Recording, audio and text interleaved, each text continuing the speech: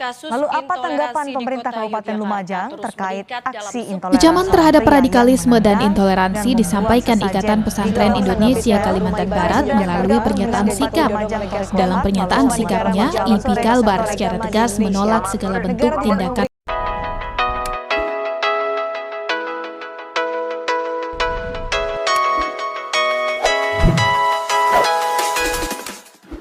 Assalamualaikum warahmatullahi wabarakatuh.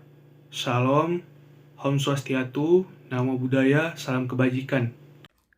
Perkenalkan, nama saya Ir Natasha Bruginting dengan NIM 210803020 dari Fakultas Matematika dan Ilmu Pengetahuan Alam, Program Studi Matematika dan Agama Kristen Protestan. Nama saya Anissa Hidayati Sirait, NIM 210803016, Fakultas Matematika dan Ilmu Pengetahuan Alam, Program Studi Matematika. Saya Bayu Agung Wicaksono dengan NIM 210301104. Saya dari Fakultas Pertanian, Prodi Agroteknologi. Saya beragama Islam. Saya Dian Anugrah Huta Barat dengan NIM 210301227. Saya berasal dari Fakultas Pertanian dengan Prodi Agroteknologi 2021. Saya beragama Islam. Perkenalkan, nama saya Pratama Rontang Tasembiring dengan NIM 210301252 dari Prodi Agroteknologi Stambuk 2021 dari Fakultas Pertanian. Saya beragama Kristen Protestan. Assalamualaikum warahmatullahi wabarakatuh. Perkenalkan, nama saya Raifan Lubis dengan NIM 210301047. Saya berasal dari Prodi Agroteknologi Fakultas Pertanian. Agama saya adalah agama Islam. Perkenalkan, nama saya Baby Sylvia dengan NIM 210803025. Saya dari Fakultas MIPA, Prodi Matematika, dan agama saya adalah agama Islam. Perkenalkan, nama saya Kristian Nomorientes Sinaga dengan NIM 210301109, Fakultas Pertanian, Prodi Agroteknologi. Saya beragama Katolik. Perkenalkan, nama saya Dimas Ria Syalam Sipautar dengan NIM 210301116 dari Fakultas Pertanian, Prodi Agroteknologi. Saya beragama Islam. Perkenalkan, nama saya Muhammad Teguh Joko Purnomo, NIM 210301276 dari Fakultas Pertanian, Prodi Agroteknologi dan beragama Islam. Saya M. Sauki Aufasitepu dengan NIM 210301003. Kami dari kelompok 3 ingin menampilkan proyek kelas MKWK dengan mata kuliah Pendidikan Kewarganegaraan kelas 28 dengan dosen pengampu Ibu Suryaningsih. Adapun materi-materi yang akan disampaikan nantinya yaitu implementasi toleransi di dalam kehidupan sehari-hari. Yang kedua, pemicu munculnya sikap intoleran. Yang ketiga, hambatan toleransi beragama.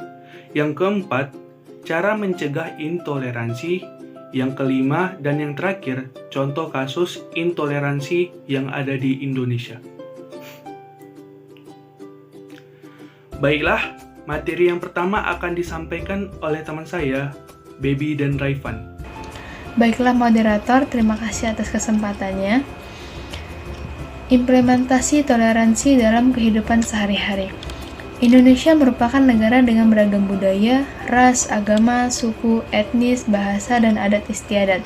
Hubungan masyarakat harmonis dan humanis merupakan dambaan setiap komunitas dan golongan dari agama manapun.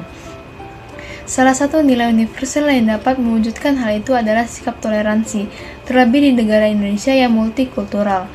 Para pendiri bangsa Indonesia paham akan pentingnya hal tersebut, sehingga ditetapkan Pancasila sebagai dasar ideologi negara Indonesia, yang dibangun atas dasar toleransi yang dapat mengayomi berbagai kalangan, komunitas, budaya, ras, dan agama yang ada.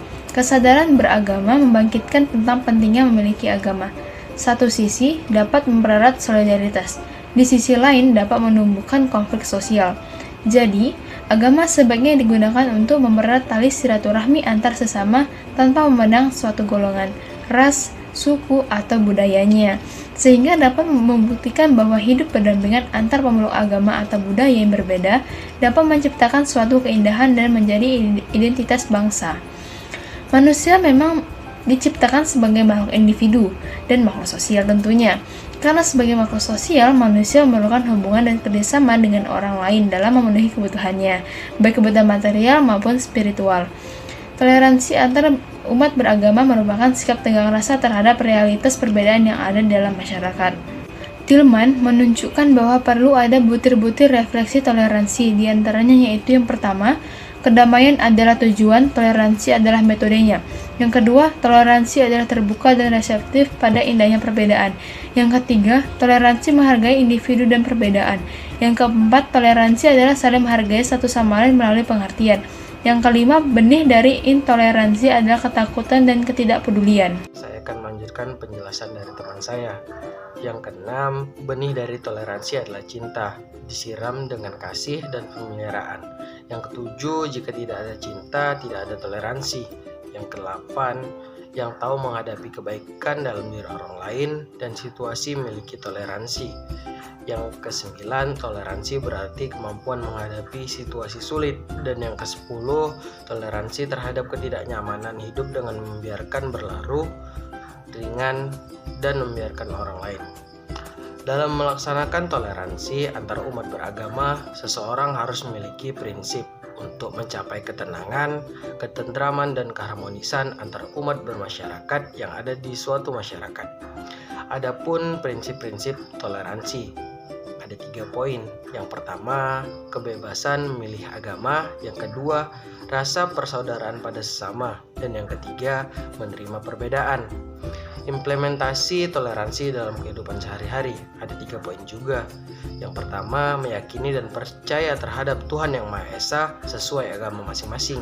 Yang kedua, menghormati kebebasan menjalankan aktivitas agama dan tidak memaksakan agama kepada orang lain. Yang ketiga, ialah bekerja sama dan saling membantu dengan pemeluk agama lain. Terima kasih. Baiklah, materi selanjutnya akan disampaikan oleh Iren dan Teguh. Pemicu terjadinya sikap intoleran. Yang pertama yaitu globalisasi. Globalisasi adalah faktor penyebab munculnya sikap intoleransi. Perkembangan situasi global yang terjadi lambat laun mengikis nilai-nilai ketimuran yaitu toleransi. Seperti kita ketahui, globalisasi mempunyai dampak positif dan dampak negatif. Dampak negatifnya mulai memunahkan adat ketimuran yang kita anut, yaitu mengenai sikap sopan santun, saling menghargai dan menghormati, rukun dan gotong royong. Sehingga marak terjadi kasus-kasus intoleransi pada kehidupan kita sehari-hari. Yang kedua, yaitu demokrasi yang didominasi low class. Masyarakat low class cenderung menginginkan suatu perubahan yang cepat dalam menjalankan demokrasi. Pencapaian perubahan tersebut bahkan akan dilakukan dengan segala upaya, karena golongan low class ketika berpikir kritis cenderung tidak rasional. Kondisi negara kita didominasi oleh low class, sehingga masyarakat kurang beruntung dalam mendapat pendidikan dan dalam ekonomi. Perbedaan yang seharusnya dianggap sebagai kekayaan justru dipandang lain. Jika keberagaman yang kita miliki tidak dikelola dengan baik, akan membawa bangsa kita ke dalam kehancuran. Yang ketiga, yaitu perkembangan media sosial. Media sosial menjadi jaringan penghubung antar manusia yang mudah, cepat, dan luas. Sayangnya, di tengah kemudahan itu, media sosial justru kerap digunakan sebagai wadah bagi ujaran kebencian dan sikap maupun tindakan intoleransi. Media sosial memiliki peran yang penting dalam mendorong seseorang untuk bersikap intoleran. Berdasarkan penelitian, media sosial digunakan oleh orang yang memiliki tingkat fanatisme tinggi, dukungan terhadap sekularisme yang rendah, spiritualitas keagamaan yang rendah, perasaan terancam, dan ketidakpercayaan pada kelompok lain yang tinggi akan mendorong orang dengan identitas agama dan etnis yang kuat bertindak intoleran dan radikal. pemicu sikap intoleransi yang keempat, yaitu pemahaman keagamaan para pelaku intoleran yang dinilai dangkal, parsial, radikal, dan tidak mendalam. Fakta ini bisa kita lihat ketika orang hanya mengutip suatu ayat-ayat kitab suci, tetapi tidak tahu apa konteks dalam ayat tersebut. Dan juga sekarang kebanyakan orang-orang belajar agama dari internet, dari buku-buku yang terkadang tidak diketahui siapa penulis dan pengarangnya. Hal ini dapat menyebabkan nilai-nilai agama yang seharusnya berbudi luhur itu bisa jadi melenceng. Yang kelima, yaitu semakin kentalnya nuansa politik baik terkait pilkada dengan memanfaatkan agama untuk kepentingan politik maupun terkait solusi pemerintah dalam menyelesaikan masalah terkadang bernuansa politis daripada pendekatan hukum yang jelas, tegas, dan berkeadilan. Suasana nuansa politik ini sudah sering terjadi yang kita lihat. Hanya para politisi yang lebih mementingkan untuk mendapatkan kekuasaan daripada menghimpun semangat keberagaman. Yang keenam, sistem pendidikan yang hanya sekedar transfer ilmu pengetahuan, pengakuan akan keberagaman dan keberagaman tanpa mengajarkan pengalaman nyata di lapangan. Yang ketujuh, defisit cinta tanah air, rasa kebangsaan dan kebinekaan, serta rendahnya rasa nasionalisme. Ini seperti yang disebutkan sebelumnya. Hal ini bersumber dari mana? Karena banyak ajaran yang bersumber dari manapun yang semakin mudahnya dengan. Baiklah, materi selanjutnya akan disampaikan oleh teman saya, Anissa dan Krisando. Baiklah moderator, untuk hambatan toleransi beragama. Saat ini masih ada beberapa masyarakat yang kurang dalam hal toleransi. Beberapa hambatan yang menyebabkannya yaitu, yang pertama, kurangnya pemahaman dalam hal agama. Apa yang dituliskan di dalam sebuah kitab suci agama perlu kepakaran tertentu untuk menginterpretasikan maksudnya. Ada prosedur-prosedur ilmiah tertentu secara keagamaan yang harus dipenuhi sampai menghasilkan sebuah interpretasi yang sah. Karena setiap agama pastinya mengajarkan untuk saling toleransi atau menghargai satu sama lain. Hambatan kedua yaitu meneladani seseorang yang tidak tepat. Keteladanan itu sangat penting dalam memiliki rasa toleransi, apalagi di dalam masyarakat yang masih sangat mengikuti sosok atau figur keagamaan atau kebudayaan tertentu. Untuk hambatan yang ketiga, kemudian untuk hambatan yang ketiga yaitu lingkungan sosial, budaya, dan politik. Diskursus yang tersebar di media sosial misalnya juga akan mempengaruhi bagaimana seseorang berperilaku dan memahami sesuatu. Melalui sekolah, nilai-nilai toleransi juga bisa ditanamkan, dan juga perlu ada ekosistem yang kuat untuk meningkatkan toleransi tersebut. Selain itu perlu juga didorong oleh para tokoh keagamaan dan kebudayaan untuk memberikan teladan yang baik. Perlu ada sebuah dorongan agar lingkungan sosial, budaya, dan politik memiliki nilai positif yang mendorong munculnya semangat dan nilai-nilai toleransi serta keberagaman. Guru-guru juga bisa didorong menjadi teladan yang dicontoh oleh siswanya sehingga mereka punya pemahaman yang toleran. Materi selanjutnya akan disampaikan oleh teman saya, Dian dan Syauki. Baiklah moderator, saya M. Syauki Aufasi Tepu dengan NIM 210301 003 di sini akan menjelaskan tentang cara mencegah terjadinya intoleransi di tengah kehidupan berbangsa dan bermasyarakat. Cara mencegah terjadinya hal tersebut bisa dibilang sangat mudah, dengan cara tidak mementingkan diri sendiri, peduli terhadap lingkungan sekitar, jangan memaksakan kehendak diri sendiri kepada orang lain, tidak menonjolkan suku, agama, atau ras tertentu, tidak mencari keuntungan diri sendiri daripada kesejahteraan bersama. Hal-hal tersebut berperan penting dalam mencegah terjadinya intoleransi, bahkan jika kita mengabaikan hal tersebut, bisa berakibat kepada terjadinya perpecahan dalam kehidupan bermasyarakat. Baiklah moderator, di sini saya akan menjelaskan tentang faktor pencegahan intoleransi di kalangan pelajar.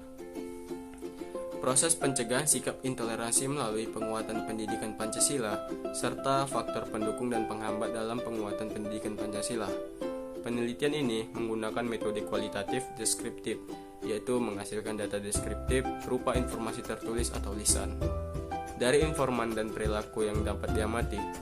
Hasil penelitian menunjukkan pencegahan intoleransi di kalangan siswa sekolah menengah atas dilakukan melalui pendalaman kurikulum 13 dan pendekatan budaya literasi.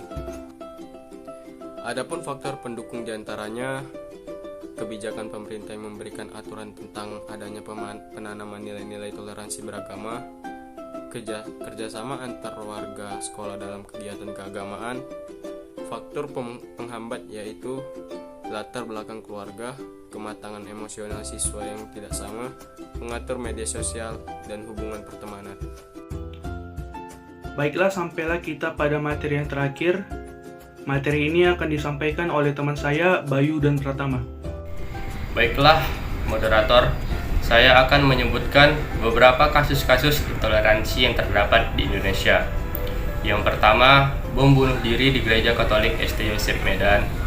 Yang kedua, teror simpatisan ISIS di Gereja Oikemene di Kota Samarinda pada tahun 2016. Yang ketiga, pembubaran kebangkitan oleh organisasi masyarakat Islam di Sabuga, Bandung. Yang keempat, larangan beribadah bagi para biksu di Tangerang. Yang kelima, bom gereja katedral di Makassar. Yang keenam, bom gereja Surabaya tahun 2018. Terdapat 3 gereja, yaitu Gereja Santa Maria, GKI Jalan Diponegoro, GPPS Jalan Aruna, Surabaya. Yang ketujuh, larangan beribadah bagi umat Nasrani di Kabupaten Damas Raya dan di Kabupaten Nagaris Sungai Tambang di Sumatera Barat. Yang kedelapan, larangan beribadah di 3 gereja di Parung Panjang, Jawa Barat.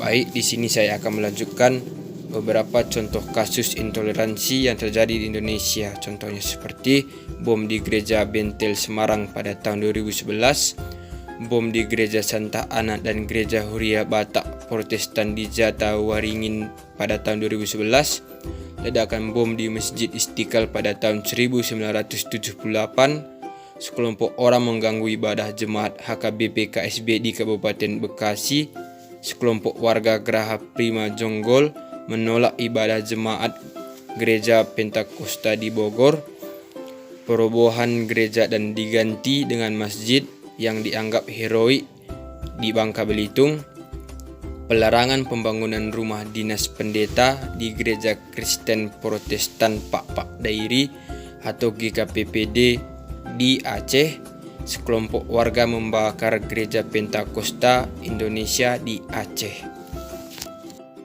Baiklah, mungkin sekian yang dapat kami tampilkan.